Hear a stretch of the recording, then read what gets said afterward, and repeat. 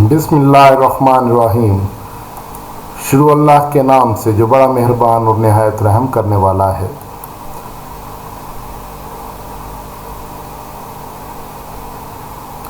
अस्सलामु अलैकुम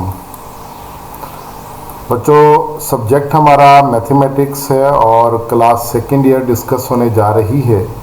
test session आपको पता है चल रहा है और इसका राउंड नंबर 4 जिस पे हम वर्क कर रहे हैं, राउंड नंबर 4 का टेस्ट नंबर 5 हम डिस्कस करने जा रहे हैं, जिसका सिलेबस हमारे पास 6.4 to 6.7 और 7.4 to 7.5 है।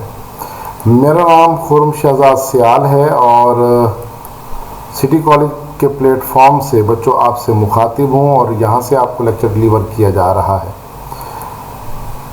तो बच्चों, सबसे पहले तो आपने ये करना है कि आप लोगों ने अपने तमाम दोस्तों को मोटिवेट करना है, तमाम दोस्तों को, क्लास फेलोज़ को ये बात बतानी है कि आपने इन टेस्टों के अंदर बड़ा पॉजिटिवली अपना रोल प्ले करना है। जैसा कि आप जानते हैं कि सेकेंड ईयर जो है ये हमारी थोड़ी सी कंसेप्चुअल है और इस पे अच्छा खासा वर्क करना पड़ता है। कंसेप्ट के साथ बात होती है तो आपने कंसेप्चुअली इसको पढ़ना है, इसको रीड आउट करना है। तो बच्चों शुरू करते हैं अपने MCQ नंबर 1 को। तो पहला जो MCQ है इसमें हमारे पास लिखा हुआ है k.k equal to 1 because theta is equal to, कि थीटा की वैल्यू क्या हो कि हमारे पास k.k 1 आ सकता है। तो बच्चों हमारे पास यहाँ पे देखिए 60 डिग्री हो सकता है, 30 डिग्री हो सकता है, 90 डिग्री हो सकता है, या फिर हमारे पास क्या हो सकता है 0 डिग्री हो सकता है। तो डियर स्टूडेंट्स, आपको मालूम है कि हमारे पास k.k इसको हम सॉल्व करेंगे सॉल्यूशन वाले एरिया में। तो यहाँ पर देखिए हम जानते हैं कि a.b किसके बराबर होता है, a magnitude b magnitude cos theta के बराबर होता है। तो बच्चों यहाँ पर a और b हमारे पास क्या है, k लिखे हुए हैं, इसके बाद k मैग्नीट्यूड और cos थीटा की वैल्यू क्या आ जाएगी, थीटा की जगह पर हम 0 डिग्री पुट कर देंगे क्योंकि k और k के दरमियान एंगल जो है वो 0 डिग्री होगा, दोनों वेक्टर्स पैरेलल होंगे। तो बच्चों k और k हमारे पास यूनिट वेक्टर हैं, इसलिए इनके मैग्नीट्यूड किसके इक्वल होंगे, 1 के इक्वल होंगे। k मैग्नीट्यूड 1 फिर k मैग्नीट्यूड 1, cos 0 की वैल्यू आपको मालूम है कि वैसे ही 1 होती है, तो लिहाजा k.k का जो आंसर है वो 1 आ जाएगा। और हमारे पास जो ऑप्शन बनेगा वो बच्चों हमारे पास 0 ऑप्शन बनेगा। ये गलती से 90 पे टिक हो गया, ये डेल्टा ऑप्शन इसका जो है वो करेक्ट ऑप्शन है कि अगर थीटा की वैल्यू 0 रखी जाए तो k.k क्या आएगा, 1 आएगा। तो अब आते हैं बच्चों MCQ नंबर 2 की जानिब। MCQ नंबर 2 है हमारे पास, given that a is equal to a1i plus b1j and b is equal to a2i plus b2j then a cross b lies along। तो यहाँ पर कहते हैं कि वो z एक्सिस के अलॉन्ग हो सकता है, वो x एक्सिस के अलॉन्ग हो सकता है, y एक्सिस के अलॉन्ग हो सकता है, या नन ऑफ दीज होगा। तो बच्चों आते हैं सोल्यूशन एरिया में। सोल्यूशन में देखते हैं कि हमारे पास इसका क्या आंसर लिखा हुआ है। देखिए लिखा हुआ है a and b both are lies in XY plane. तो बच्चों जाहिर बात है a में भी i और j कंपोनेंट है, b में भी i और j कंपोनेंट ओनली है। तो इसका मतलब है ये दोनों वेक्टर्स XY प्लेन में मौजूद होंगे। जब ये दोनों वेक्टर्स i और j के साथ XY प्लेन में मौजूद होंगे तो a क्रॉस b आपको मालूम है कि a और b दोनों पर परपेंडिकुलर होगा। जब वो दोनों पर परपेंडिकुलर होगा तो इसका मतलब है XY प्लेन पर परपेंडिकुलर होगा। तो बच्चों अगर वो XY प्लेन पर परपेंडिकुलर है तो डेफिनेटली वो हमारे पास Z एक्सिस हो सकता है या Z एक्सिस के अलॉन्ग हो सकता है। तो इसलिए A cross B is perpendicular to both A and B मैंने लिखा हुआ है। So A cross B lies along the Z axis. Logic मैंने आपको समझा दी है कि लॉजिक क्या होनी चाहिए। इसके बाद बच्चों ऑप्शन इसका अल्फा जो हमने मार्क कर लिया। नेक्स्ट आते हैं जी MCQ नंबर 3 की जानिब। MCQ नंबर 3 में लिखा हुआ है a vector perpendicular to both vectors, यानी एक ऐसा वेक्टर बताइए जो दोनों वेक्टर्स पर क्या हो, परपेंडिकुलर हो, A और B दोनों पर। तो वो हमारे पास अल्फा ऑप्शन हो सकता है, बीटा ऑप्शन हो सकता है, चार्ली ऑप्शन हो सकता है, या हमारे पास नन ऑफ दी हो सकता है। तो बच्चों आते हैं सोल्यूशन एरिया में। तो सोल्यूशन एरिया में आपको पता है कि ए और बी पर जो vector at a time perpendicular होगा वो ए क्रॉस बी होगा। तो डेफिनेटली मुझे ए और बी दो वेक्टर्स बच्चों गिवन है और मुझे क्या करना है, यहाँ पे ए क्रॉस बी कैलकुलेट करना है। और ए क्रॉस बी कैलकुलेट करने का तरीकाकार आप जानते हैं, फर्स्ट रो में आई जे के लिखेंगे और यहाँ पर सेकंड रो में ए के कंपोनेंट लिखे जाएंगे, फिर बी के कंपोनेंट क्या लिखे जाएंगे। उसके बाद आप बच्चों इस डिटरमिनेंट को एक्सपेंड करेंगे आई जे के साथ, यानी फर्स्ट रो के साथ। तो ये इस तरह से एक्सपेंड करने के बाद ये आपके पास -3i + 6j + 0 के आंसर आ जाएगा। तो चूँकि ऐसा कोई ऑप्शन हमारे पास मौजूद नहीं है, तो चूँकि delta option none of these लिखा हुआ है, तो इसलिए डेल्टा ऑप्शन हमारा क्या होगा, आंसर होगा। नेक्स्ट आते हैं बच्चों MCQ नंबर 4 की जानिब। तो बच्चों MCQ नंबर 4 में देखिए क्या लिखा हुआ हमारे पास, the scalar triple product of 3 vectors u, v and w is written as. यूँ लिखा जा सकता है, इसको यूँ लिखा जा सकता है, इसके बाद चार्ली ऑप्शन, इसको यूँ लिखा जा सकता है, ये नन ऑफ दीज इनमें से कोई भी नहीं है।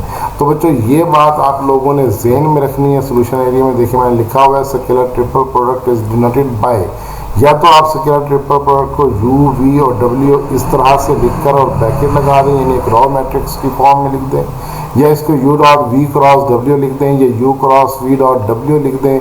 तीनों बातें ठीक हैं, तो हर सूरत में इसका आंसर जो है वो सेम आता है। तो लिहाजा चूँकि यहाँ पे वेक्टर की बात हो रही है, तो u, v और w यहाँ पे वेक्टर साइन नहीं लगाए हुए, तो ये अल्फ़ा ऑप्शन हमारा आंसर नहीं होगा। तो लिहाजा हमारे पास ये बीटा ऑप्शन जो है ये इस पूरी कंडीशन को फुलफ़िल कर रहा है, तो लिहाजा बीटा ऑप्शन हमारा क्या होगा, आंसर होगा। नेक्स्ट बच्चों आते हैं MCQ नंबर 5 की जानिब। तो बच्चों MCQ नंबर 5 में लिखा हुआ है कि if u, v, w are the edges of tetrahedron then volume of tetrahedron is given by this option, this one option and none of these. तो बच्चों आपको पता है कि हमारे पास सोल्यूशन में मैं यहाँ पे लिखने जा रहा हूँ कि ये सिंपल फार्मूला ही लिखा हुआ है वॉल्यूम ऑफ टेट्राहेड्रॉन का। और वॉल्यूम ऑफ टेट्राहेड्रॉन क्या होता है, u, v और w का स्केलर ट्रिपल प्रोडक्ट लेने के बाद अगर हम उसको 6 से डिवाइड कर दें तो वॉल्यूम ऑफ टेट्राहेड्रॉन हमें हासिल हो जाता है। तो इसका जो ऑप्शन बनेगा बच्चों चार्ली ऑप्शन हमारे पास जो है वो करेक्ट आंसर बनेगा। नेक्स्ट आते हैं MCQ नंबर 6 की जानिब। तो MCQ नंबर 6 में देखिए लिखा हुआ है 3j, k एंड i। तो बच्चों यहाँ पे आपको लग रहा होगा कि ये एक ही वेक्टर है या एक वेक्टर को आगे पीछे किया हुआ है, तो ऐसा कुछ नहीं है। तो बाद उसने हमें ऑप्शन दिए हुए कि इसका आंसर 1 हो सकता है, 2 हो सकता है, 3 हो सकता है या नन ऑफ दीज हो सकता है। तो बच्चों सोल्यूशन एरिया में देखते हैं। सोल्यूशन एरिया में हमारे पास ये वेक्टर लिखे हुए हैं। ये आपको पता है कि u, v और w टाइप के एलिमेंट लिखे हुए हैं। इसका मतलब है स्केलर ट्रिपल प्रोडक्ट है। तो 3j जो है ये एक वेक्टर होगा, k दूसरा वेक्टर होगा और i जो है वो तीसरा वेक्टर होगा। तो लिहाजा जी चूँकि 3j गिवन है फर्स्ट वेक्टर में, तो फर्स्ट रो में सेकंड पोजीशन पर 3 लिखा जाएगा। उसके बाद सेकंड वेक्टर k है, तो सेकंड रो में थर्ड पोजीशन पर 1 लिखा जाएगा। उसके बाद i है, i क्या हो जाएगा, 1, 0 और 0 हो जाएगा।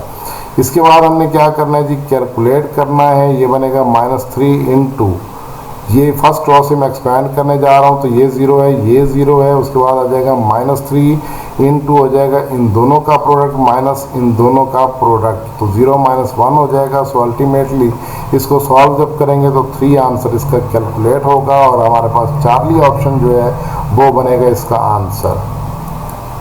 MCQ नंबर 7 ज़रा देखिए, इसमें लिखता है the line segment between the covertices of an ellipse is called.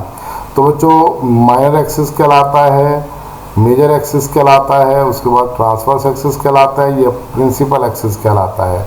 तो बच्चों ये बात आप लोगों ने याद रखनी है कि जब भी कोवर्टाइसेस को कोई लाइन मिलाएगी तो याद रखें कि वो उन कोवर्टाइसेस को मिलाने वाली लाइन जो है वो माइनर एक्सिस कहलाएगा और वर्टाइसेस को मिलाने वाली जो लाइन होगी उस लाइन को हम क्या कहेंगे, मेजर एक्सिस कहेंगे।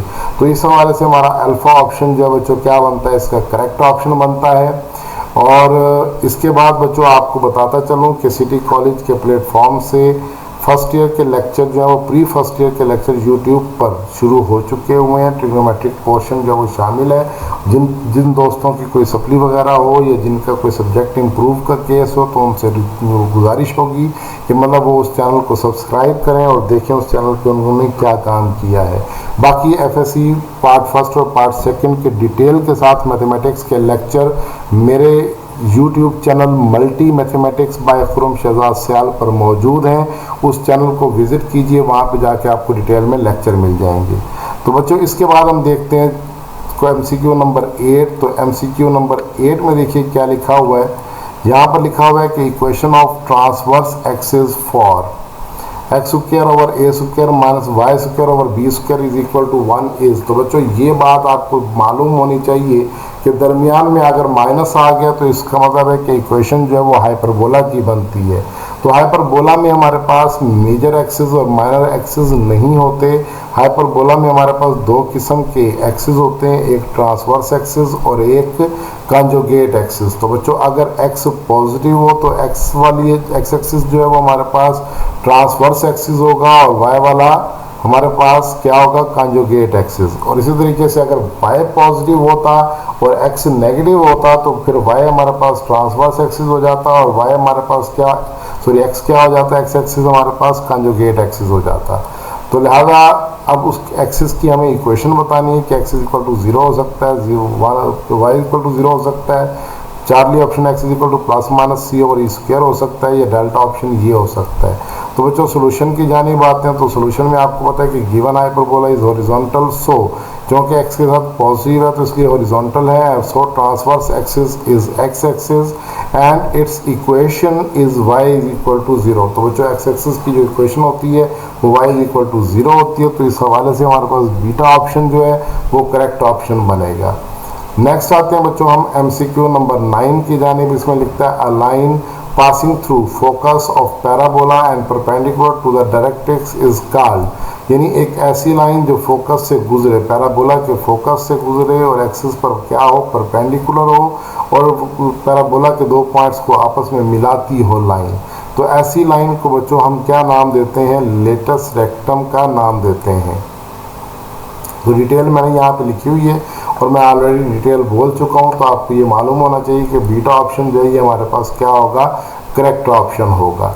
नेक्स्ट आते हैं जी हम MCQ नंबर 10 की जानिब। तो बच्चों MCQ नंबर 10 में हमें हाइपरबोला की इक्वेशन दी हुई है और हमें कहा गया कि कौन सी वैल्यू इसके लिए ट्रू हो सकती है।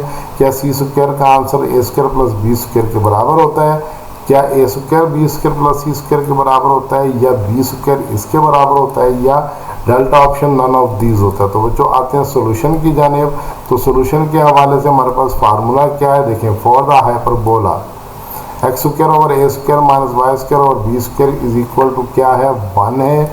और ये चूँकि हमारे पास हाइपरबोला की इक्वेशन बनती है तो इसलिए याद रख लें, चाहे हाइपरबोला हमारे पास हॉरिजॉन्टल हो चाहे वर्टिकल हो तो सी स्क्वायर ए स्क्वायर प्लस बी स्क्वायर के बराबर होगा।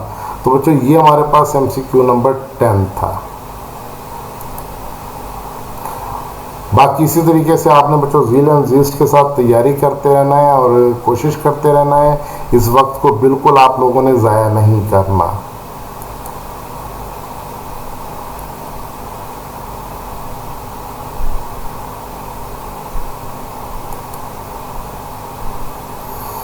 Thanks for listening carefully. अल्लाह हाफिज़।